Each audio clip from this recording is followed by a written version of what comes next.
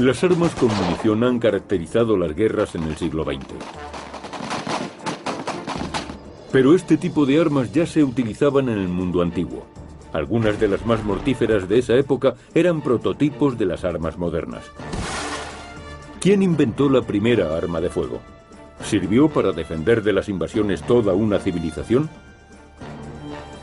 ¿Cómo contribuyó este enorme mortero a la derrota de la monarquía inglesa? ¿Funciona realmente una ingeniosa fórmula secreta como proyectil trazador? ¿Podían las antiguas balas de cañón matar soldados sin dejar heridas visibles? ¿Fue esta arma multicañón la primera ametralladora en la historia? Hoy en Grandes Descubrimientos investigaremos las tácticas, la tecnología y el impacto de las armas y las municiones antiguas. Las armas con munición han dominado los campos de batalla durante más de 1000 años. Han destruido fortalezas impenetrables y aniquilado ejércitos. ¿Pudo construirse el primer cañón con poco más que bambú y cuerda?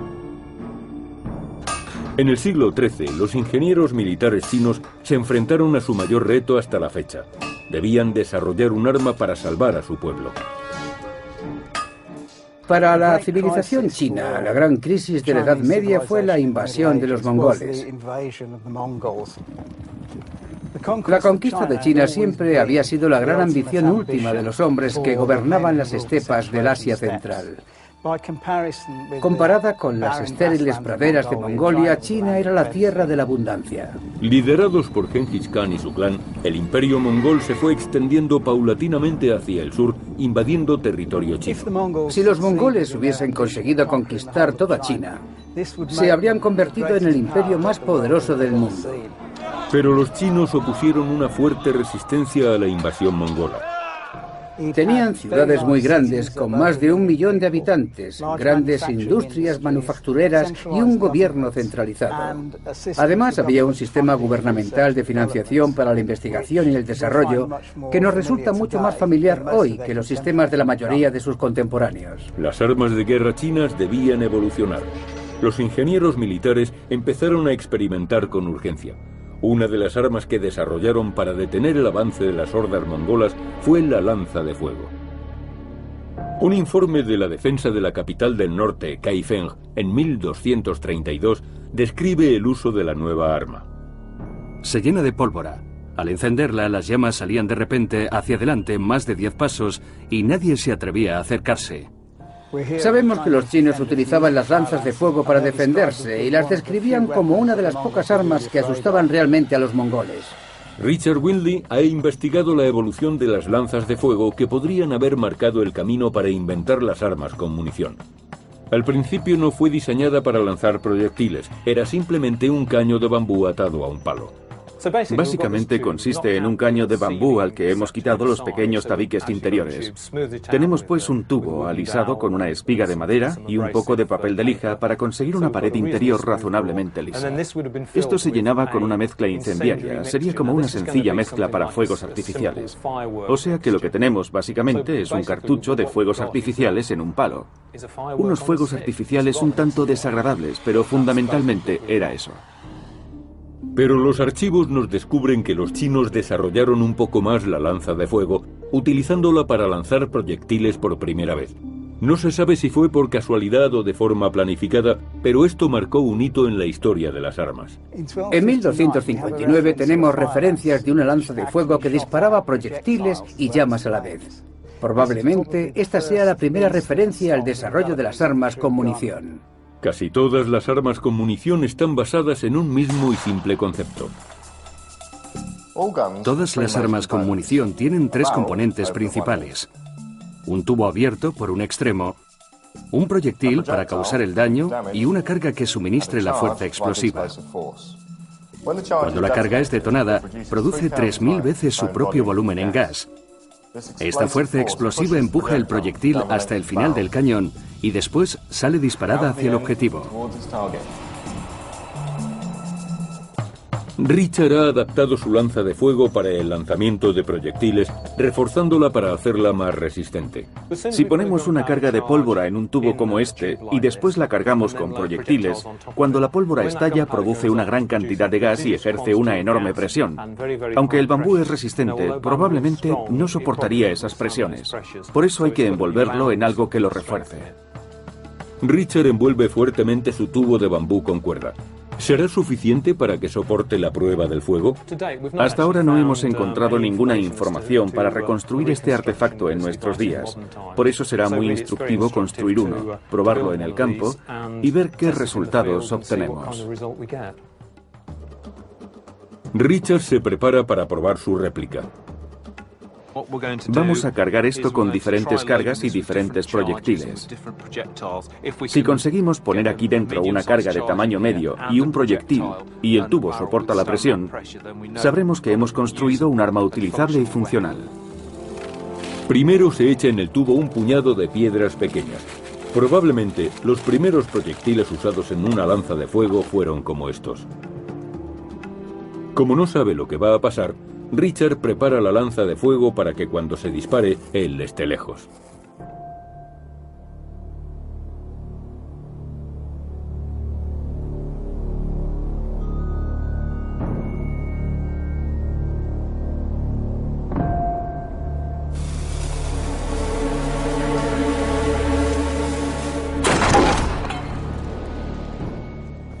¡Excelente! Esta vez hemos puesto 28 gramos de pólvora. Parece que no se han producido daños visibles en el tubo, lo cual es interesante y me ha sorprendido bastante. Este artefacto parece ser mucho más resistente de lo que yo imaginaba.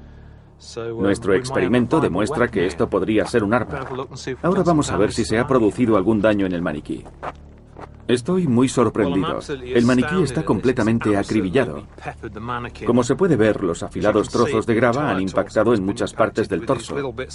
Creo que esto se acerca mucho a algo que habría resultado mortal. Después de disparar con éxito un puñado de grava y haberlo soportado, ¿podrá este antiguo prototipo de bambú ser utilizado para disparar un único proyectil como las armas modernas? Richard lo duda. Realmente esto es algo muy distinto, porque en este caso vamos a generar una presión muy grande y es bastante improbable que el bambú lo resista. Hace falta un tubo de metal bien hecho para que soporte lo que se llama un proyectil oclusivo, es decir, uno que ocupa todo el tubo y que deja muy poco espacio dentro. El arma está cargada con una única bola de piedra.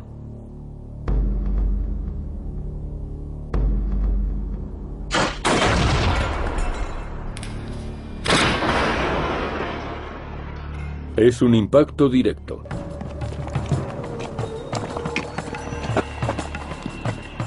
No le hemos alcanzado exactamente en el corazón, pero sí cerca.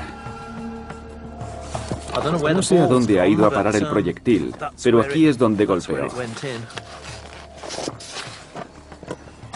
Creo que... ¡Oh, vaya! Lo ha atravesado. Lo ha atravesado y ha salido por el otro lado.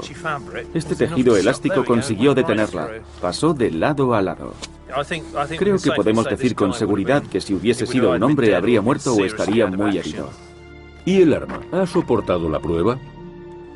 Parece que se ha abierto una pequeña grieta en el tubo, pero la cuerda de cáñamo que lo rodea parece que lo ha mantenido todo unido. Lo cierto es que hemos aprendido mucho de este experimento. Es sorprendente ver lo resistente que es el bambú con solo una simple cuerda alrededor. Hemos podido demostrar que la primera lanza de fuego hecha sencillamente de bambú y cuerda es lo bastante resistente para disparar un proyectil, lo mismo que un arma de munición moderna. En muchos aspectos, utilizar un único proyectil sólido que tapona el tubo nos acerca a las armas modernas de hace 1 o 2 siglos. Armas como el mosquete. Un arma poderosa, pero precisa solo en distancias cortas. La lanza de fuego parece haber sido un arma eficaz en los combates cuerpo a cuerpo, pero debido a su corto alcance, generalmente no era decisiva. Probablemente fue más eficaz para defender ciudades, murallas o recintos cerrados. Pero la lanza de fuego no consiguió expulsar de China a los mongoles. Estos robaron su tecnología y la utilizaron en su provecho. Los chinos perdieron su ventaja táctica y en 1279 los mongoles completaron la conquista de China. La conquista de China por parte de los mongoles fue, evidentemente, un desastre para los muchos millones de personas afectadas. China quedó bajo una brutal dominación extranjera durante más o menos un siglo. Por otra parte, también hizo que China formase parte de un imperio que se extendía por medio mundo, y su país y su civilización comenzaron a ser conocidas en Europa. El imperio que diseñó la primera arma de fuego del mundo fue aplastado. Pero los mongoles llevarían el conocimiento de esta nueva arma más allá de las fronteras de China hasta Europa. Fue el comienzo de las armas de fuego en el campo de batalla. Desde los inicios de las armas de fuego hasta la época actual, en que existen sistemas de observación de alta tecnología, para los artilleros siempre ha sido muy difícil apuntar en la oscuridad. Como no se puede ver el objetivo, acertar es cuestión de suerte. Pero escondida en un antiguo manual de la pólvora está la descripción de una ingeniosa táctica utilizada por los antiguos artilleros para disparar los cañones por la noche. ¿Fueron los primeros proyectiles trazadores?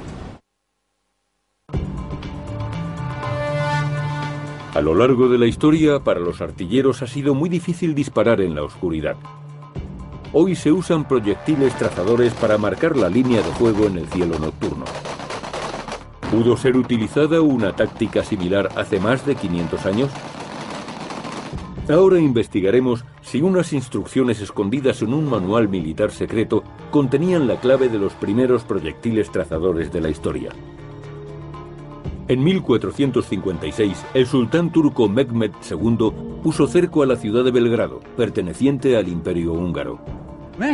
El propósito de Mehmed era tomar Belgrado, que era un emplazamiento clave en el Danubio. La conquista de Belgrado era importante, ya que los otomanos traspasarían la línea de fortalezas de la frontera sur de Hungría y tendrían fácil acceso al corazón de Europa central. Inmediatamente después, habrían estado a las puertas de Viena. El 4 de julio, el gran cañón turco abrió fuego contra las murallas de la ciudad. El bombardeo continuó durante la noche. El cañón primitivo requería mucho tiempo para volver a ser cargado, principalmente porque había que dejar que se enfriase antes de meterle más pólvora. Por eso el ciclo de disparo solía durar 24 horas. Además, por la noche hacía más fresco, por eso en el Mediterráneo y Oriente Próximo preferían utilizar los cañones de noche, porque se enfriaban antes.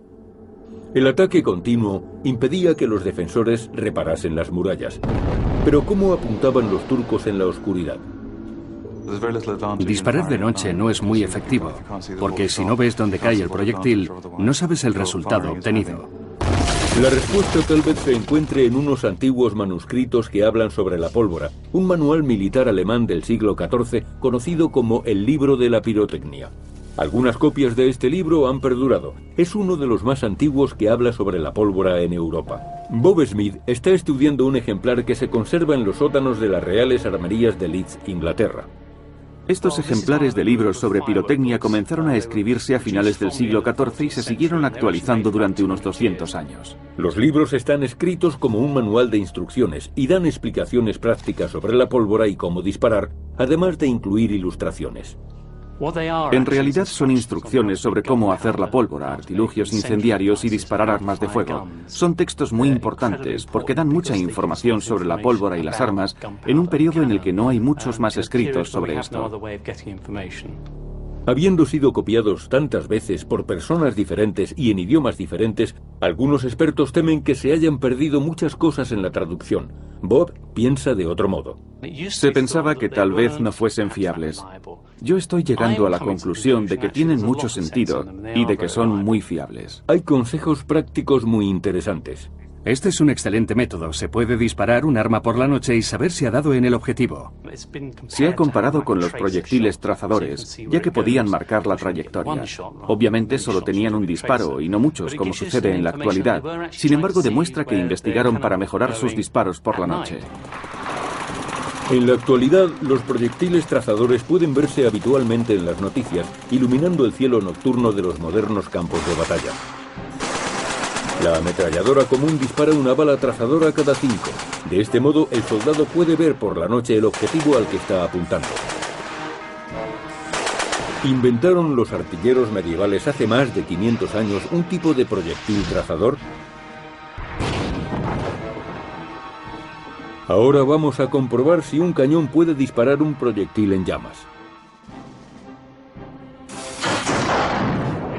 Aunque formamos parte de un mundo académico, seguimos pensando, ¿funcionarán estas cosas? Y en realidad no lo puedes saber hasta que lo intentas. Por eso yo lo he comprobado en muchas ocasiones. Bob se ha reunido con el experto en armas Colin Herriot, que tiene más de 20 años de experiencia en artillería medieval. Gracias al libro de la pirotecnia sabemos que utilizaban en un cañón munición incendiaria que usaban como proyectiles trazadores. Así veían por la noche a dónde iban a parar sus disparos. Así es. Pero nunca lo he visto. ¿Usted cómo lo ha hecho? He intentado ajustarme lo más posible a las instrucciones que marca el libro de la pirotecnia. Se utiliza como proyectil una piedra que se cubre de brea y se deja enfriar. Después se echa pólvora en abundancia, se envuelve en un paño y se ata con cuerda. Luego, a la hora de disparar, la cubro con manteca de cerdo y sebo para obtener la naturaleza combustible de la brea, pólvora y sebo. Y es de esperar que todo esto sea un proyectil incendiario. La teoría es que cuando la pólvora se encienda, el proyectil empezará a arder y, lo más importante, seguirá ardiendo hasta que caiga a tierra. Después de haber cubierto las balas de piedra en alquitrán y pólvora, el toque final de Colin consiste en untarlas de sebo o grasa de cerdo antes de cargarlas en el cañón. ¡Voy a disparar! El cañón lanza el proyectil a 180 metros. La mezcla de combustible se enciende cuando el proyectil sale del tubo del cañón y al caer al suelo es claramente visible en la oscuridad. Ha funcionado realmente. Este proyectil arde francamente bien. El sebo y la pólvora que usted puso la hacen arder. Sí, es verdaderamente efectivo. Ha funcionado como proyectil trazador, igual que podría haber funcionado como bomba incendiaria. Podía haber prendido fuego a cualquier cosa sobre la que cayese. Cualquier cosa que tocase es realmente extraordinario. Hemos descubierto que la fórmula funciona. ¿Utilizaron entonces esta táctica los artilleros turcos del siglo XV? Una de las razones por las que conocemos a Mehmet como Mehmet el Conquistador es porque empleó muy pronto la artillería. Fue un sultán que utilizó los avances armamentísticos con mucha eficacia. El conocimiento y valoración de las armas de fuego por parte de Mehmet contribuyó a que el Imperio Otomano fuese uno de los más grandes y poderosos de la historia.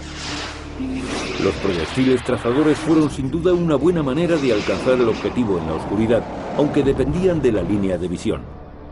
En los asedios, el objetivo se encontraba generalmente detrás de murallas exteriores fuertemente defendidas. ¿Cómo podía un artillero lograr que sus disparos alcanzaran el centro de un castillo para poder demolerlo desde dentro? La solución fue el mortero.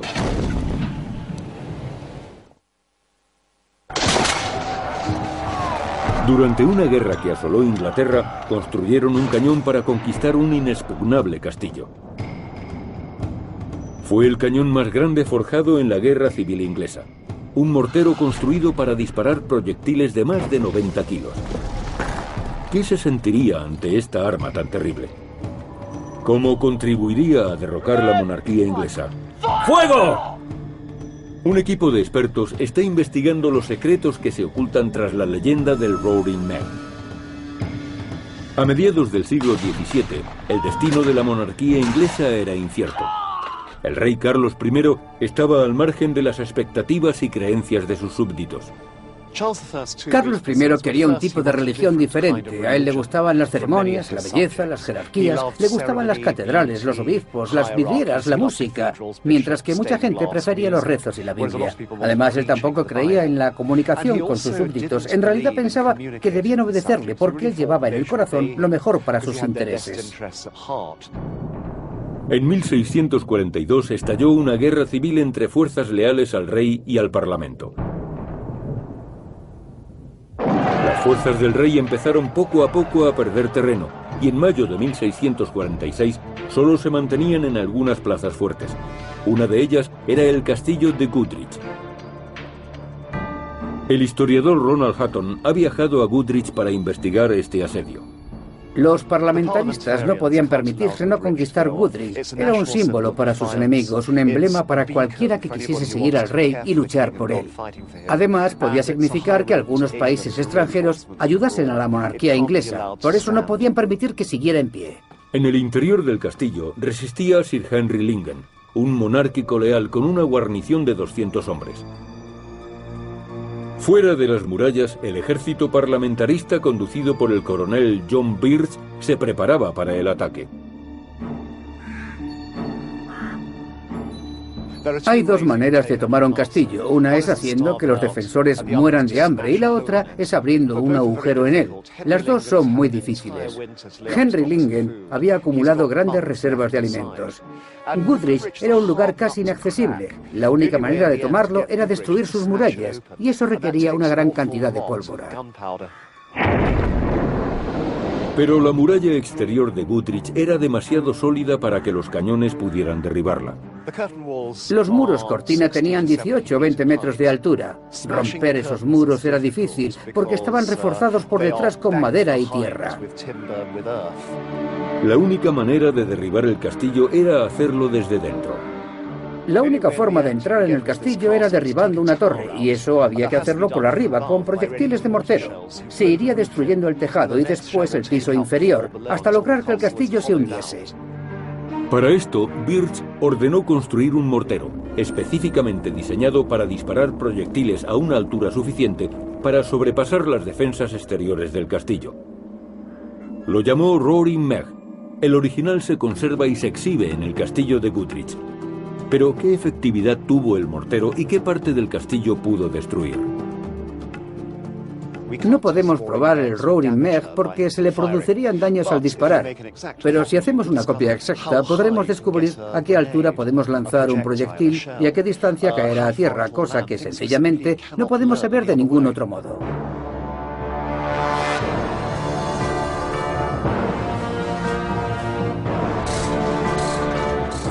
Ian Henn, uno de nuestros expertos, ha construido una réplica. Es idéntica al original hasta en el menor detalle.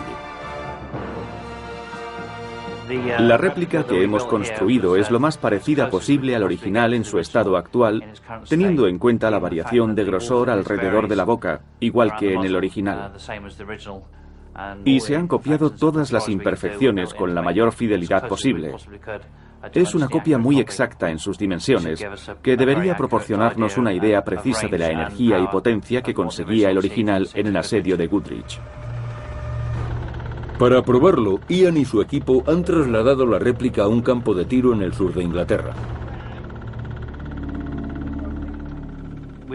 No sabemos si el mortero alcanzaría a toda la extensión del castillo, pero por la distancia que alcancemos hoy podremos descubrir hasta dónde llegaron los proyectiles de mortero en el interior del castillo.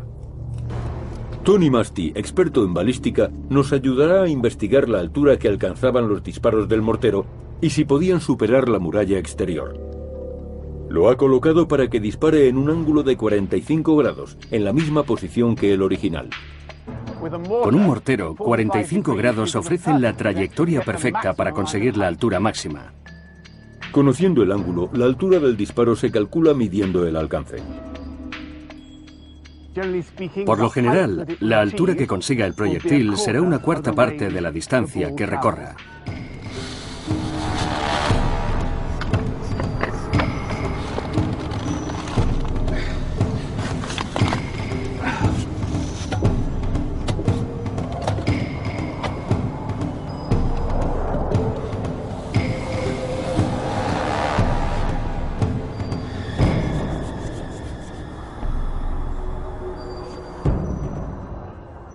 ¿Preparados? ¡Fuego!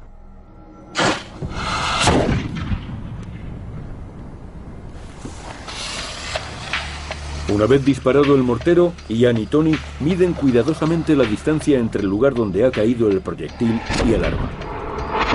El resultado es desalentador. Solo 51 metros. Creo que hay un error con el relleno, señor Henn. Esta vez se ha quedado un poco corta, mucho más de lo que yo hubiera imaginado. Después de medir la distancia, Tony puede calcular si hubiese superado la muralla exterior de Goodrich. ¿Cuál ha sido el resultado, Tony? ¿Habría llegado al castillo? 51 metros a 45 grados nos da unos 12 metros de altura. Eso no es suficiente, pero al menos hubiese impactado en el castillo. Creo que para el próximo disparo vamos a poner un poco más de relleno y trataremos de disparar con algo más de potencia.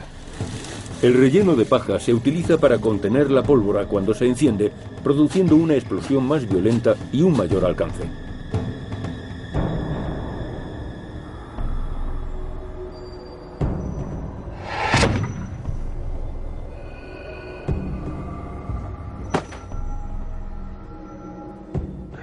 Vaya, buen disparo.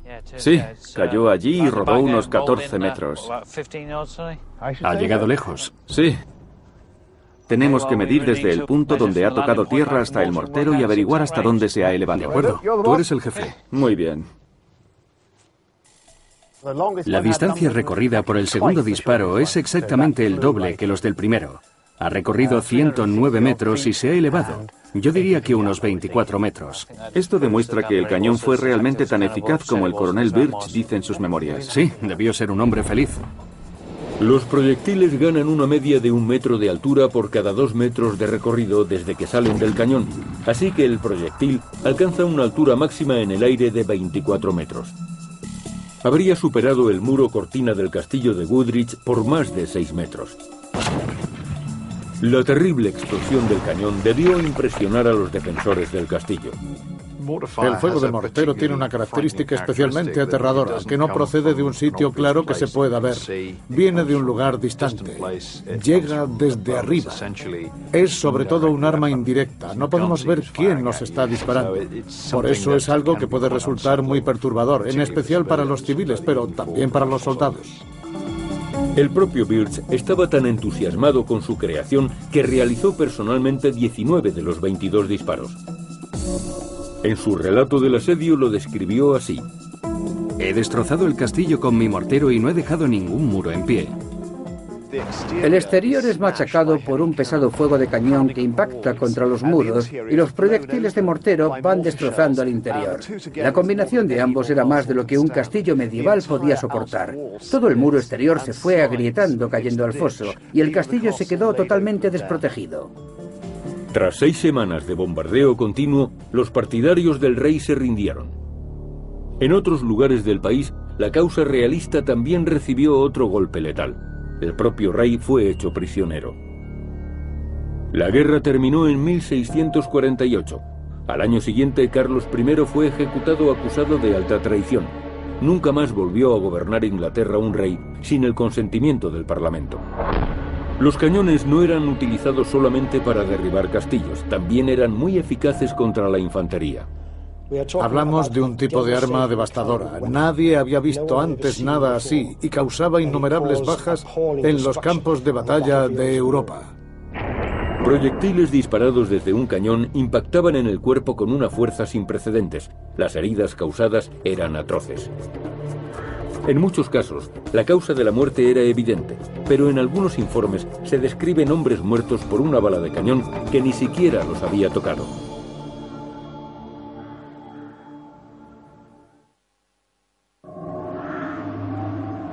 A lo largo de la historia han circulado relatos por los campos de batalla de fenómenos raros y muertes extrañas. Ninguno más misterioso que el legendario viento de la bala de cañón, según el cual había hombres que morían a causa de una bala de cañón que ni siquiera los había tocado. El viento de la bala de cañón es un fenómeno muy extraño y fue descrito por primera vez en la década de 1540. Se contaba cómo una bala de cañón pasaba cerca de alguien, aparentemente sin tocarlo, y cómo esa persona caía muerta. Después, cuando esa persona era examinada, no se encontraba en ella ninguna herida externa. ¿Qué fue lo que causó realmente esas muertes? ¿Cómo es posible que una bala de cañón mate a alguien sin dejar ninguna herida? Por primera vez, un equipo de expertos está reuniendo pruebas para descubrir la verdad que se esconde tras el misterio del viento de la bala de cañón. Cuando impactaba directamente en las tropas enemigas, el cañón rompía las cerradas formaciones habituales del periodo medieval. Un individuo correteando por el campo de batalla sería un objetivo difícil para un artillero. Pero si dispara una guarnición de piqueros, mosqueteros o soldados de infantería que avanzan, no solo caerá el hombre que va primero, sino que se verán afectados muchos de los que van tras él. Para averiguar los efectos que puede causar el proyectil de un cañón, hemos preparado un test utilizando varias piezas de cerdos que hemos adquirido en la carnicería local. ¿Podrá una bala de cañón atravesar los 4 desde 15 metros de distancia?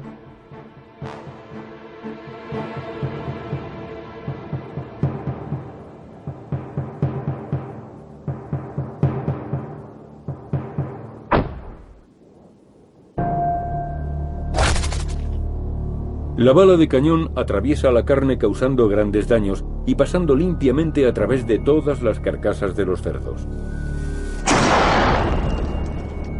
No hay duda de que cuando una bala de cañón impactaba directamente en un cuerpo humano, causaba grandes heridas internas y externas.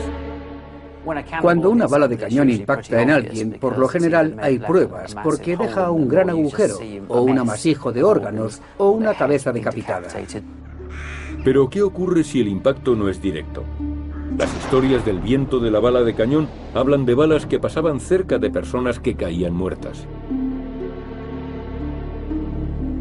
Un testigo relató así la muerte de un soldado durante las guerras napoleónicas.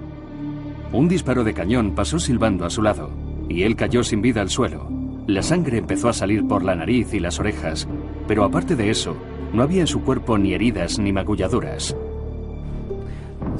Imaginemos que la bala impacta en el pecho. El doctor Rob Hicks y el analista informático James Dean utilizan las últimas técnicas de modelos en 3D para investigar cómo una bala de cañón podía impactar en el cuerpo oblicuamente, rozándolo, para causar una herida invisible pero letal. Modelar en 3D es una manera fantástica de explorar este tipo de fenómenos. No es necesario utilizar personas o animales vivos, es decir, que es más limpio y más humano. Pero además permite jugar con las teorías, se puede ensayar una teoría tras otra, se puede mover la imagen de la bala para ver qué pasaría en determinados ángulos, con determinadas fuerzas, a determinadas velocidades. Aquí hemos hecho una simulación con una bala que llega e impacta en el cuerpo. Aquí. No golpea directamente, es un golpe oblicuo y la bala continúa en una dirección diferente. La simulación demuestra que impactando oblicuamente en el cuerpo, una bala de cañón no necesariamente desgarra la piel. Rob piensa que, por el contrario, podría causar una herida conocida hoy como traumatismo causado por objeto contundente. Por lo general, los traumatismos por objetos contundentes ocurren en la actualidad en accidentes de tráfico y en peleas o reyertas, cuando alguien recibe un puñetazo en el abdomen, por ejemplo. Se pueden causar heridas internas graves sin llegar a traspasar la superficie de la piel. La piel es muy elástica, eso es lo que nos permite empujarla, tirar de ella o pinzarla sin causar herida alguna. Y si la bala viene de refilón, el golpe que recibe es oblicuo, la piel puede que no sufra ningún daño, pero la fuerza de la bala es suficiente para dañar los órganos que se encuentran detrás de ella. Los órganos internos que protege la piel pueden romperse por el impacto. La hemorragia interna puede ser grave y la persona puede morir rápidamente, sin mostrar ninguna señal externa de haber resultado herida. Aquí tenemos los pulmones. Un golpe súbito en lo alto del pecho puede ser igualmente letal. Una bala de cañón puede impactar en la zona del corazón y hacer que éste se detenga. El individuo sufre una parada cardíaca y muere. O podría causar daños en la aorta, el vaso sanguíneo más importante, la gran arteria por la que entra la sangre del corazón y es distribuida a través de ella al resto del cuerpo. Sí, podemos simular un desgarro de la aorta así. Como se ve aquí, la sangre ya no circulará ahora por la aorta, saldrá fuera de ella y la persona morirá en cuestión de segundos por esa pérdida de sangre. Y también es probable que no haya ningún signo externo de lesiones. Tras establecer la causa de la muerte, James y Rob observan la trayectoria de la bala desde distintos puntos de vista en el campo de batalla. Así, descubrirán por qué un testigo ocular podía no ver cómo la bala impactaba sobre la víctima. He girado el modelo para verlo desde arriba. Podemos ver la desviación de la trayectoria. Sin embargo, si estuviésemos en pie en el campo de batalla, al mismo nivel que este hombre que recibe el impacto, sería mucho más difícil detectar en un instante el cambio de dirección. Es sorprendente porque viéndolo desde esta perspectiva, imaginen que yo soy un soldado sobre el terreno. Yo veo esa bala que cruza y aparentemente no toca al soldado. Cuando me acerco a él, probablemente no vea ninguna señal de que ha resultado herido. Sencillamente ha caído muerto. Creo que lo que estamos viendo aquí es una buena explicación del viento de la bala de cañón. Hemos demostrado que es posible que una bala de cañón rebote en el cuerpo causando heridas invisibles pero mortales. La mayoría de las armas de fuego dependen de que el impacto sea directo para que sea más eficaz. Para mejorar su tasa de impactos, algunas armas están diseñadas para disparar múltiples balas en una sucesión rápida. En la actualidad, el ejemplo más común es la ametralladora. ¿Pero es posible que ya en el siglo XIV hubiese un prototipo de esta eficaz arma?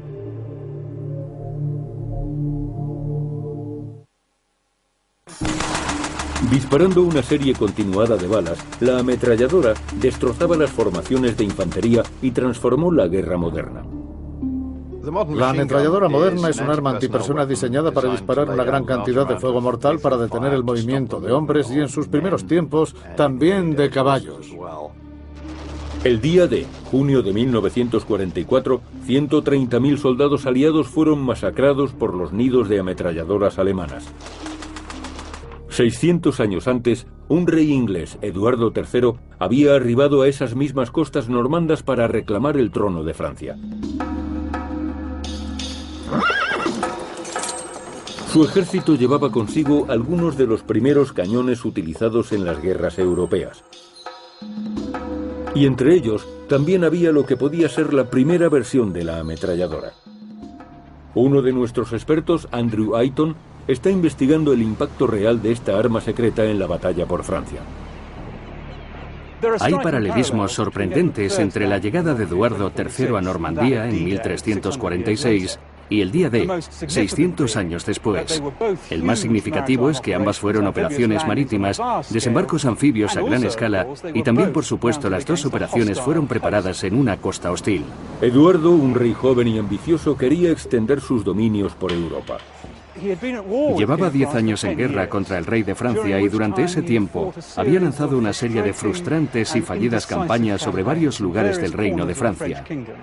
En 1346 fue presionado por la clase política de Inglaterra para atacar Francia y llevar la guerra a un punto decisivo. Para conseguir su objetivo, Eduardo había ordenado construir un arma conocida como Ribault de Queen. Un Ribault de Queen es un arma de fuego multicañón. Descarga múltiples disparos sobre el enemigo.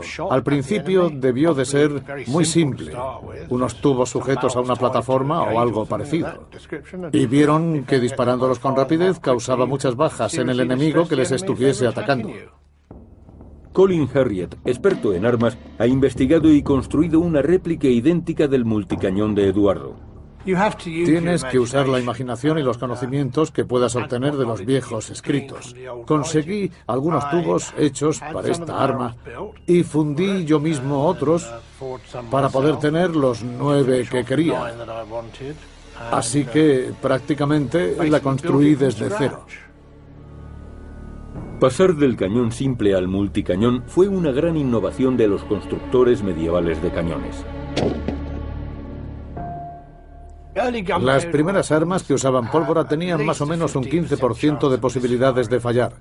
La pólvora absorbe la humedad. Por eso, si dispones de más de un cañón, aumentas las posibilidades de dar al objetivo. Si uno falla, están los otros y puedes disparar con todos. Aumentan tus posibilidades de supervivencia. Y el ejército de Eduardo necesitaba cualquier mínima ventaja que pudiera obtener. El 26 de agosto de 1346, habían avanzado hacia el este desde Normandía hasta la población de Crécy. Los ingleses estaban en inferioridad numérica de 4-1 y se enfrentaban a la mejor caballería pesada del norte de Europa. El ejército al que se enfrentaba Eduardo en Crécy era una fuerza imponente. Podía tener fácilmente 12.000 jinetes de caballería pesada, o sea, provistos de armadura, tropas montadas que se enfrentaban a Eduardo en la noche de la batalla. De nuevo en Inglaterra, Colin se dispone a probar su cañón contra un grupo de objetivos del tamaño de los soldados. ¿A cuántos alcanzará ¿Y qué daños producirá? En cada tubo vamos a poner unas 12 balas de plomo del calibre 54, y vamos a disparar el cañón central. Poniendo un rastro de pólvora, es de esperar que el fuego se extienda, encienda todos los cañones y los objetivos sean acribillados. Después de cargar los 9 cañones y preparar el rastro de pólvora, Collins se está preparando para disparar el Revolt de Queen por primera vez.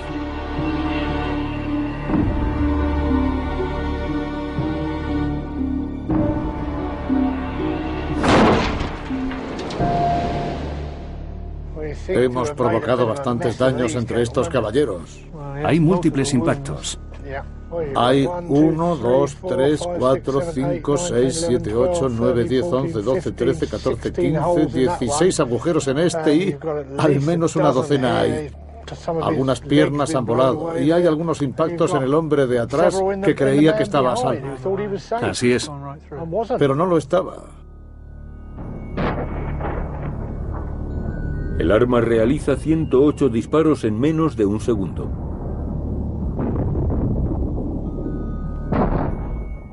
Si hacemos fuego a unos 200 metros y están avanzando a pie, probablemente podríamos hacer 5, 6, tal vez incluso más descargas.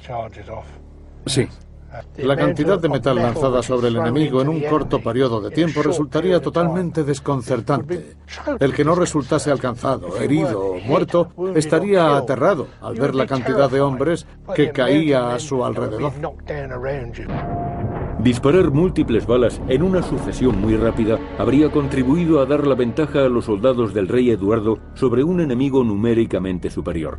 Los ingleses rompieron así las formaciones francesas, obligándoles a retirarse y a ponerse a cubierto. Si se usaron estas armas multicañón, esto habría dado a los ingleses una ventaja enorme justo al comienzo de la batalla. Pero los franceses no estaban desprotegidos en Crécy.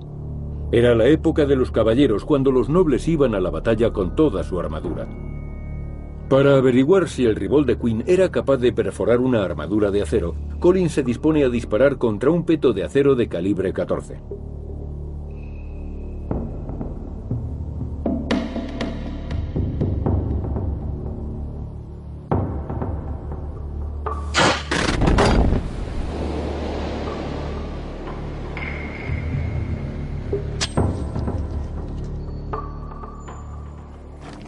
Teníamos balas de 1 pulgada en los 3 cañones centrales y disparábamos con balas del calibre 54 y 44 en los 6 exteriores.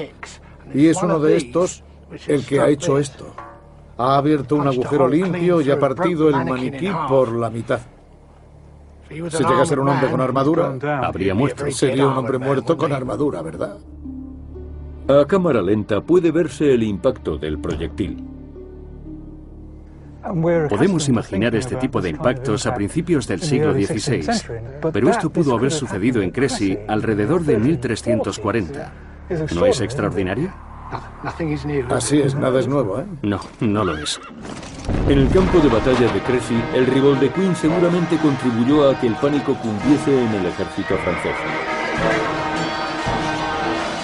Las bajas de los franceses en Crécy fueron enormes. Entre los muertos había más de 1000 soldados. El propio rey de Francia resultó herido y 2 de los caballos que montó fueron acribillados. La victoria de Eduardo supuso un hito en la historia, estableciendo la supremacía militar inglesa en Europa. La victoria y la derrota fueron a gran escala. El ejército más grande de la cristiandad fue derrotado por una fuerza expedicionaria comparativamente pequeña, procedente de una isla cercana al litoral europeo. Las armas con munición se convertirían en algo común en las guerras del Renacimiento. Fue el final de los caballeros.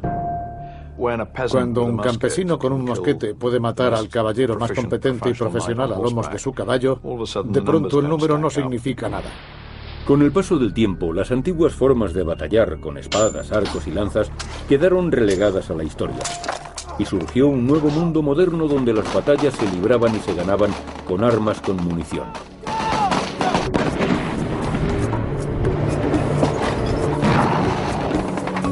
Desde las primeras lanzas de fuego de la antigua China a los enormes morteros y multicañones de la Europa medieval, La historia se ha ido escribiendo al mismo tiempo que evolucionaban las armas y la munición.